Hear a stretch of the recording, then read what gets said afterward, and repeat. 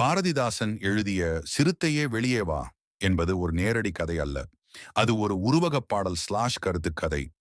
இந்த படைப்பின் மூலம் அவர் இளைஞர்களுக்கு விழிப்புணர்வு, தைரியம் மற்றும் செயலுணர்வை ஏற்படுத்துகிறார். ஒரு குகைக்குள் ஒளிந்து கொண்டிருக்கும் சிறுத்தையை பார்த்து கவிஞர் பேசுவது போல பாடல் அமைந்துள்ளது.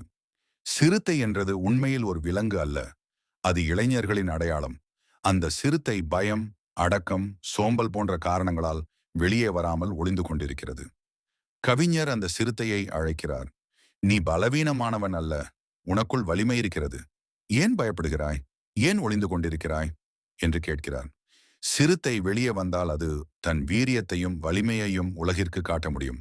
அதுபோலவே இளைஞர்கள் தங்கள் பயம், சோம்பல், அடக்குமுறை ஆகியவற்றை விட்டுவிட்டு வெளியே வந்தால் சமூகத்தில் மாற்றத்தை ஏற்படுத்த முடியும் என பாரதிதாசன் கூறுகிறார். இந்த குகை என்பது அடிமைத்தனம், அறியாமை, பயம், சோம்பல் போன்றவற்றை குறிக்கிறது.